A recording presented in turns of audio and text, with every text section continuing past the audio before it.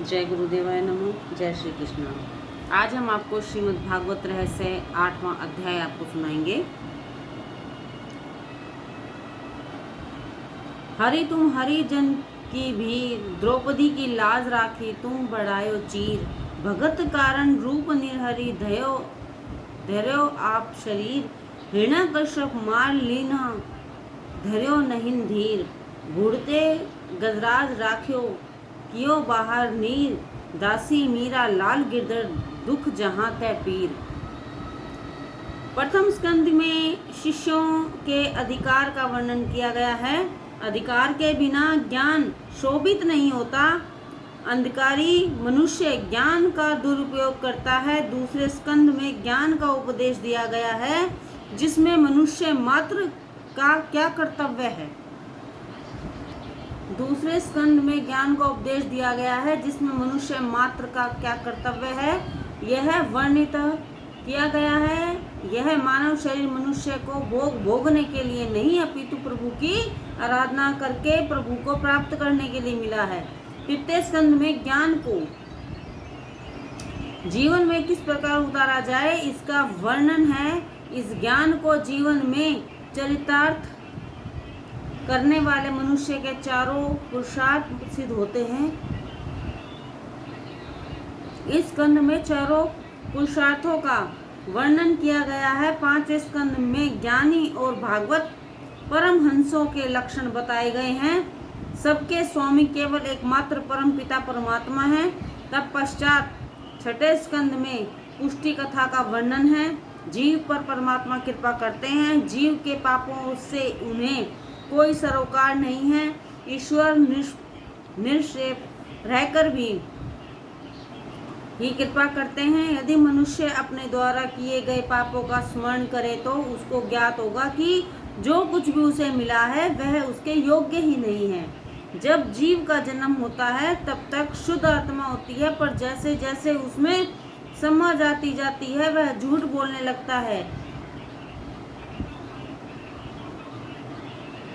प्रभु जीव को सुधारने के लिए अनेकों अवसर प्रदान करते हैं और आशा करते हैं कि जीव अपना जीवन सुधार लेगा। केवल कथा सुनने मात्र से ही लाभ नहीं होता। कथा सुनकर उसका मनन करके अपने जीवन में उतारो। प्रभु ने हमें चिंता करने के लिए कुछ छोड़ा ही नहीं है। प्रभु की जीव पर अनंत कृपा है, परंतु जीव उसका उपयोग नहीं करता। ईश्वर ने मन पवित्र विचारों से पूर्ण रखने के लिए दिया है। जिसके मन में विचार ही पवित्र नहीं है वह दैत्य है, क्योंकि वह अपनी मन शक्ति का दुरुपयोग करता है। शक्ति मन में स्थित है। जब जीव ईश्वर स्वरूप में लीन होता है तब मन में शक्ति का विकास होता है, परंतु यदि मन विषयों की ओर भटकता है तब मन शक्ति का विनाश होता है। ईश्वर जीव मात्र पर कृपा करके उसे उसकी योग्यता से अधिक ही देते हैं। सातवें स्कंद में वासना की कथा का वर्णन है। प्रहलाद की वासना सद्वासना, मनुष्य की मिश्र वासना और हिरण्यकश्यप की वासना असद भावना कही गई है। हिरण्यकश्यप को समय संपत्ति सब कुछ मिला, परंतु सबका उपयोग उसने भोग विलास में किया। शक्ति का उपयोग दूसरों को दुख देने में किया। बिना मर्यादा के भोग मनुष्य को रोगी बना देता है। भोग इंद्रियों को रोगी बनाने के लिए नहीं, अपितु इंद्रियों को निरोगी बनाने के लिए है। अग्नि में लकड़ी न डालना ही अग्नि को शांत रखने का उपाय है। इसी प्रकार इंद्रियों का भोग न मिलने पर वह शांत रहेंगी। ऐसा लगता है कि भोग होने पर इंद्रियां शांत होंगी, परंतु वह झूठ है। भोग देने से इंद्रियों में अशांति ही बढ़ती है। यह जो कुछ है सब मेरा है, जो मुझे मिला है वह मेरा अपना है, यह मानना और ऐसा सोचना ही असद वासना है। परमात्मा ने जो कुछ दिया है और जितना भी दिया है वह सबका है, हम सभी के लिए है। जैसा सोचना सद्वासना है। प्रहलाद में सद्वासना थी, अतः उनको देव माना गया। हिरण्यकश्यप को उसकी असद वासना के कारण राक्षस माना गया। हिरण्यकश्यप भोग वृत्ति, लोभ और अहंकार रूप है। देव या दानव बनना यह सब मनुष्य के अपने कर्मों पर निर्भर करता है। संसार में मनुष्य पुण्य के फलों की आशा तो रखते हैं, परंतु स्वयं पुण्य नहीं करते। यह सदैव स्मरण रखो कि अपने किए हुए कर्मों के फल हमें भोगने ही पड़ेंगे। इसमें किसी का दोष नहीं है। अगर दांतों के बीच में जीभ आकर कट जाए तो इसमें किसका दोष है? वह दर्द तो सहना ही पड़ेगा। भक्ति मार्ग में आगे बढ़ने का प्रथम साधन संयम है। संयम शक्ति को धीरे धीरे बढ़ाकर भोग मार्ग की ओर बहती हुई इंद्रियों को ईश्वर मार्ग की ओर मोड़ दो। वासना का विनाश होने पर भाव जागता है। जब तक मन में सूक्ष्म वासना रहेगी तब तक जीव और ईश्वर का मिलन असंभव है। वासना ज्ञान अनुभव में विघ्न पैदा करती है। व्यायाम वासना का विनाश करने के लिए 8वें स्कंद में 4 उपायों का वर्णन किया गया है।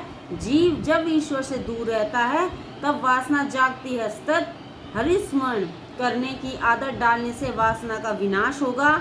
यह सब कुछ ईश्वर का है। यदि ऐसा विचार मन में रखोगे तो वासना का नाश होगा। जो कुछ प्रभु ने दिया है वह सभी के लिए है, ऐसा मानने से वासना का नाश होगा।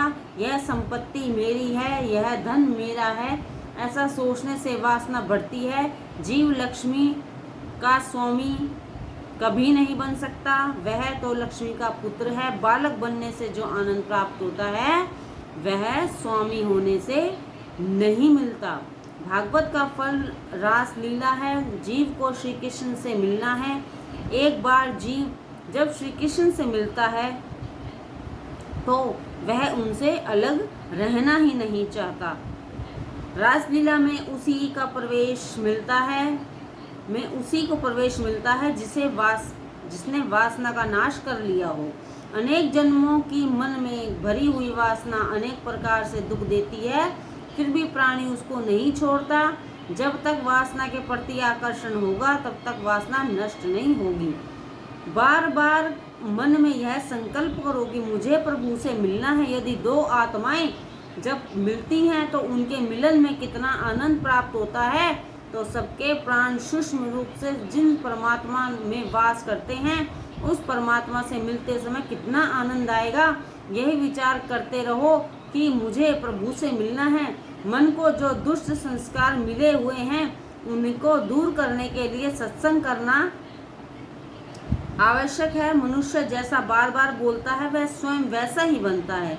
वासना को अलौकिक बनाओ। हृदय में यदि राम का वास रहेगा तो वहाँ काम वासना प्रवेश नहीं करेगी। सूत जी सावधान करते हैं, बलि राजा ने अपना सर्वस्व दान कर दिया। विपत्ति में अपने वचन का पालन करो। वासना को नाश करने का चौथा उपाय शरणागति है। यदि जीव भगवान की शरण में नहीं जाएगा और उनका स्मरण नहीं करेगा तो उसकी वासना का नाश नहीं होगा। वासना का नाश करके ही रासलीला में प्रवेश पाना है। धीरे धीरे मन की शुद्धि करके सुखदेव जी ने उन्हें रासलीला में ले जाते हैं। 8वें स्कंद में मनवंतर लीला का वर्णन करते हुए सुखदेव जी कहते हैं, हे राजन, प्रत्येक मानवतर में प्रभु का जन्म होता है। प्रत्येक मनु के राज्य में प्रभु का एक वशिष्ठ अवतार होता है। इस कल्प में 6 मनु हो चुके हैं। प्रथम स्वयंभू मनु की कथा मैंने तुम्हें सुना दी है। स्वयंभू मनु की दोनों पुत्रियां आकृति और देवहूति के चरित्र का वर्णन भी मैंने कर दिया है। दूसरे मंत्र में स्वयंभू मनु तपस्या करने के लिए वन में गए थे। वहाँ श्री यज्ञ भगवान ने राक्षसों से उनकी रक्षा की थी। उन्होंने कहा है, यह सारा जगत और इस जगत में रहने वाले सभी चर अचर प्राणी आप परमात्मा में ओतप्रोत हैं। अतः संसार के किसी भी पदार्थ का मोह न करो। इन सब का त्याग करके जीवन निर्वाह करने के लिए जितना आवश्यक हो उतना ही उपभोग करो। तृष्णा तो न कभी मिटती है और न ही मिटेगी, अतः तृष्णा का सर्वदा त्याग करो। इस संसार की संपत्ति किसकी है और यह कब किसी की हुई है? अतः हे मनुष्य, त्याग की भावना रखकर ही तुम इसका उपभोग करो, अर्थात ईश्वर को अर्पित करके अनासक्त रहकर तुम इसका उपभोग करो। दूसरों के धन संपत्ति को प्राप्त करने से स्पृहा मत रखो। यह सारा जगत ईश्वर से व्याप्त है अथवा प्रभु सर्वव्यापक है। जो प्राणी यह मानेगा तो वह किसी से द्रोह और विश्वासघात नहीं करेगा। इस संसार के पदार्थ आज तक कभी किसी के नहीं हुए हैं और न ही कभी होंगे, परंतु मनुष्य फिर भी उनके मोह ममता में फंसा रहता है और उनके प्रति अपनी आसक्ति बढ़ाता जाता है।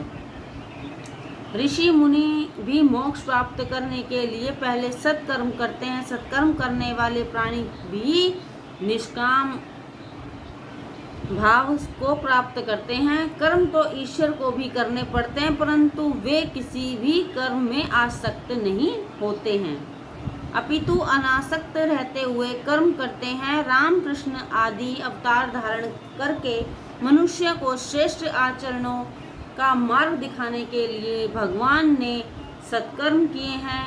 कर्म किए बिना नहीं चलेगा, अतः अनासक्त रहकर कर्म करते रहो। उत्तम नाम के तीसरे मनु हुए हैं। मनु ने तब सत्यसेन के रूप में अवतार लिया था। चौथे मन्वंतर में प्रभु ने हरि के रूप में अवतरित होकर गजेंद्र की मकर ग्रह से रक्षा की थी। जिस दूसरे अध्याय में चौथे अध्याय में गजेंद्र मोक्ष कथा का वर्णन है। राजा परीक्षित ने सुखदेव जी से गजेंद्र मोक्ष की कथा सुनने की इच्छा व्यक्त की। सुखदेव जी कहने लगे, सुखदेव जी ने कहा, राजन, त्रिकूट पर्वत पर एक बलवान हाथी रहता था। वह अनेक हथनियों का पति था। कड़ी गर्मी में का मौसम था। गजेंद्र हथनियों के साथ सरोवर में जल क्रीड़ा करने के लिए गया। हथनियों और बच्चों से घिरा हुआ वह जल में आनंद विहार करने लगा। गजेंद्र को जल क्रीड़ा में मगन देखकर मगर ने गजेंद्र का पांव पकड़ लिया। मगर चंगुल से छूटने के लिए हाथी ने बहुत प्रयास किया, परंतु मगर ने हाथी को नहीं छोड़ा। मगर जल में रहने वाला जीव और हाथी पृथ्वी पर, अतः हाथी जल में दुर्बल हो गया। गजेंद्र मोक्ष की यह कथा प्रत्येक घर में होती है। संसार ही सरोवर है, जीव ही गजेंद्र है, काल मगर है। संसार के विषयों में आसक्त जीव को काल का भान नहीं रहता। जीव मात्र गजेंद्र है। हाथी की बुद्धि स्थूल है। यदि ब्रह्मचर्य भंग होगा तो बुद्धि जड़ ही रहेगी, क्योंकि हाथी अधिक कामी है। सिंह साल में एक बार ब्रह्मचर्य भंग करता है, इसलिए उनका बल कम होने पर भी वह हाथी को मार सकता है। काम क्रीड़ा करने वाले की बुद्धि जड़ हो जाती है। यह जीवात्मा गजेंद्र त्रिकुटाचल पर्वत पर वास करता है। त्रिकुटाचल पर्वत चल शरीर है। त्रिकुटाचल का दूसरा अर्थ काम, क्रोध और लोभ भी है। इस संसार रूपी सरोवर में जीव काम क्रीड़ा करता है, स्त्री और बालकों के साथ क्रीड़ा करता है। जिस संसार में जीव खेलता है उसी संसार में उसका काल निश्चित किया जाता है। संसार में जो काम सुख का उपभोग करता है उसे काल पकड़ता है, और जिसको काम सताता है उसे काल भी सताता है। प्राणी कहता है कि वह काम सुख का उपभोग करता है, यह मिथ्या है। काम मनुष्य को उपभोग करके उसे क्षीण कमजोर बनाता है। अनेक जन्मों से जीव काल को मारता चला आ रहा है। यहाँ मगर और सांप की तुलना काल से की गई है। जिस संसार के मनुष्य काम क्रीड़ा करता है वहाँ काल भी वास करता है। जीव जिस समय जन्म लेता है उसी समय उसका मृत्यु काल भी निश्चित कर दिया जाता है। मगर ने पहले हाथी का पाँव पकड़ा, उसी प्रकार काल भी जब आता है तब पहले पाँव को ही पकड़ता है। यदि पाँव की शक्ति क्षीण होने लगे तो सावधान हो जाना चाहिए कि काल अब समीप आ चुका है। उस समय घबराना नहीं चाहिए, अपितु भागवत स्मरण में लीन हो जाना चाहिए। जब काल आकर तुम्हें पकड़ लेगा तब न तो पत्नी और न ही पुत्र ही तुम्हें छुड़ा पाएंगे। उस समय सब प्रयास असफल रह जाएंगे। मगर ने जब हाथी को पकड़ा था उस समय न तो हथनियाँ, बच्चे और अन्य हाथी भी उसे मगर रूपी काल से नहीं छुड़ा सके। काल से मनुष्य को कोई नहीं बचा सकता। काल के मुख से वही बच पाएगा जिसको परमात्मा का दर्शन होगा। काल श्री कृष्ण भगवान के दर्शन से काल का नाश होगा। मगर रूपी काल के मुख से गजेंद्र को केवल श्री हरि का दर्शन चक्र ही छुड़ा सकता है। मगर के मुख से छूटने के सारे प्रयास विफल हो गए। हथनियाँ व बच्चे सभी आप उसको वहाँ अकेला छोड़कर चले गए। 1 महीने तक मगर और हाथी के बीच चलता रहा। मगर हाथी को गहरे पानी की ओर खींचता चला गया। जीव के जन्म से पहले न कोई और न कोई जन्म के वक्त कोई संबंधी होता है और न ही कोई मृत्यु के बाद उसका कोई संबंधी रहेगा।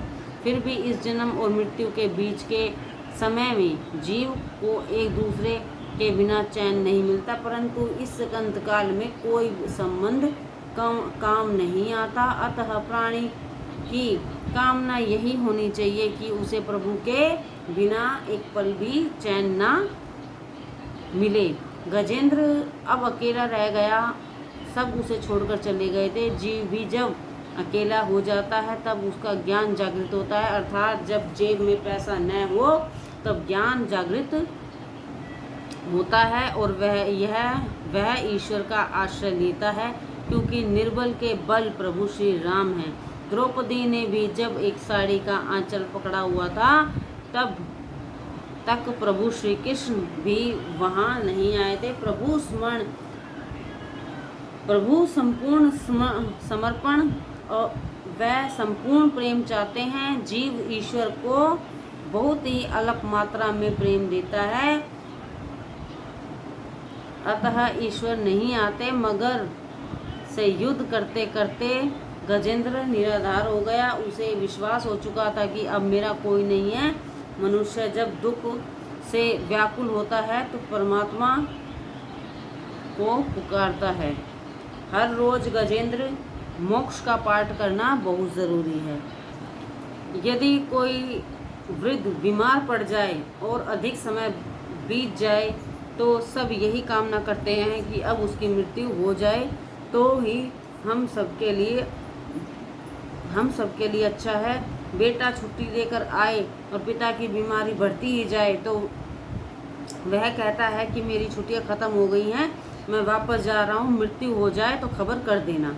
जीव जब मृत्यु शैया पर अकेला पड़ा होता है तब उसकी दशा उस हाथी जैसी होती है। उस समय जीव को ज्ञान होता है, परंतु उस समय वह ज्ञान उसके किसी काम का नहीं होता। वह सोचता है कि मरने की तैयारी तो मैंने कभी भी की ही नहीं, अब मेरा क्या होगा। जहाँ जाकर वापस आना हो ऐसे सफ़र की तैयारी तो मनुष्य बहुत करता है,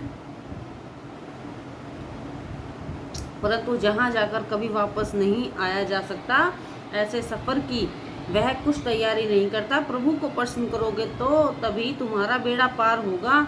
गजेंद्र पशु होने पर भी परमात्मा को पुकारता है, परंतु मनुष्य तो मृत्यु शैया पर पड़ा होकर भी हाय हाय करता है। अब हाय हाय करके ही क्या होगा।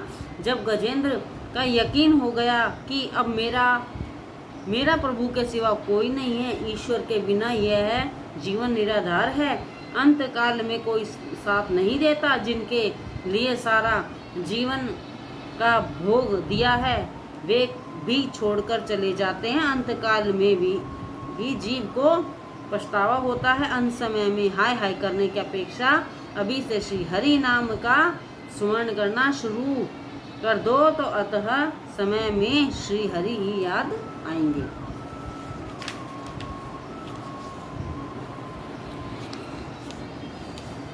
पशु की प्रवृत्ति संग्रह करने की नहीं होती, मनुष्य संग्रह करता है। उसे भविष्य की चिंता रहती है। जब गजेंद्र अत्यंत व्याकुल हो गया तो वह स्तुति करने लगा। गजेंद्र स्तुति का बहुत ही महत्व है।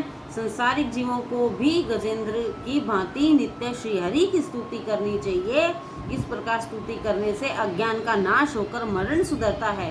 काल जब जीव को पकड़ने के लिए आता है तब वह प्रभु को पुकारता है कि हे नाथ, मैं आपके शरण में आया हूँ। जब जीव चारों ओर से निराधार हो जाया करता है तब पूर्व जन्म के संस्कार में से और सत्कर्मों से वह प्रभु को की शरण में जाता है।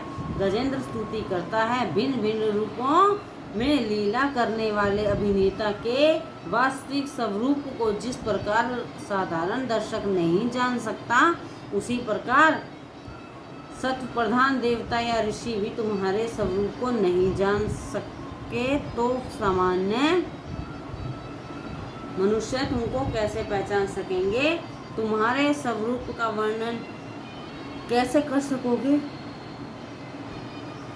हे दुर्गम चरित्र वाले, हे प्रभु मेरी रक्षा कीजिए। पशु तुल्य अज्ञान ग्रस्त जीव की अज्ञानता रूप फांसी को हमेशा के लिए काटने वाले, अत्यंत दयालु और दया करने में कभी देरी न करने वाले नित्य मुक्त प्रभु की शरण में आया हुआ मैं आपकी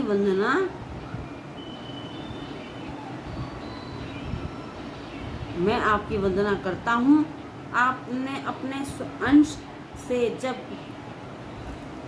अंश से सब जीवों के हृदय में आप अंतर्मयी रूप से विराजते हैं। हो सबके नेता और अंत देव में आपकी वंदना करता हूँ। जरा सोचो प्रभु, हे पशु काल के पाश में जकड़ा हुआ है। जीव मात्र पशु ही है, सब काल के मुख में फंसे हुए हैं। हे प्रभु, मुझे इस काल के मुख से बचाओ जहाँ काल का भय न हो। आप मुझे वहाँ ले चलिए जिसके सर पर सदा काल का वास रहता है। वह सुखी कैसे रह सकता है? जहाँ काल का वास नहीं है उस अपने धाम में मुझे लेकर चलिए। जो मनुष्य शरीर, पुत्र, मित्र, घर, संपत्ति और सज्जनों में आसक्त है उनको तुम्हारे प्राप्ति होना असंभव है, क्योंकि आप स्वयं गुणों की आसक्ति से रहित हो। जीवन मुक्त प्राणी अपने हृदय में निरंतर तुम्हारा चिंतन करते रहते हैं। सर्वज्ञान, स्वरूप, सर्व समर्थ स्वरूप परमात्मा को मैं नमन करता हूँ। हे प्रभु, मगर इस संबंध से छूटकर मैं जीवित रहने की इच्छा नहीं करता। मेरा यह हाथी का शरीर अंदर और बाहर से अज्ञान रूपी आवरण से ढका हुआ है। ऐसे शरीर में जीवित रहने से क्या लाभ है? मैं तो आत्म प्रकाश को ढक लेने वाली उस अज्ञान रूपी आवरण से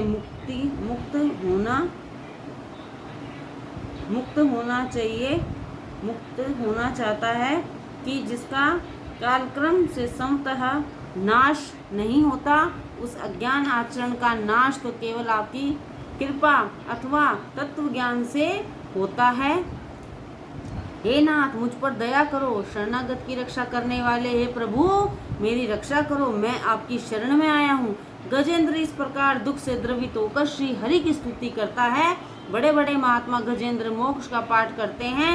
गजेंद्र जैसे आद्र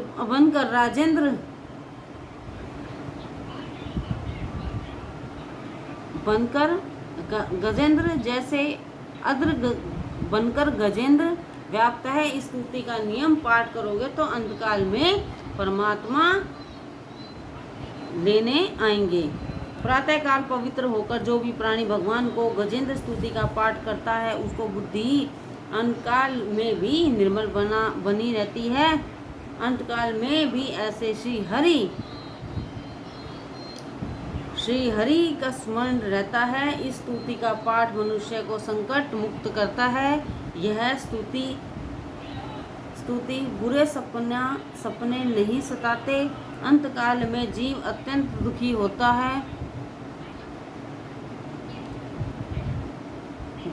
है। ऐसे समय में प्रभु का स्मरण कर सकना कठिन है। ईश्वर की कृपा हो तभी उनका स्मरण हो सकता है।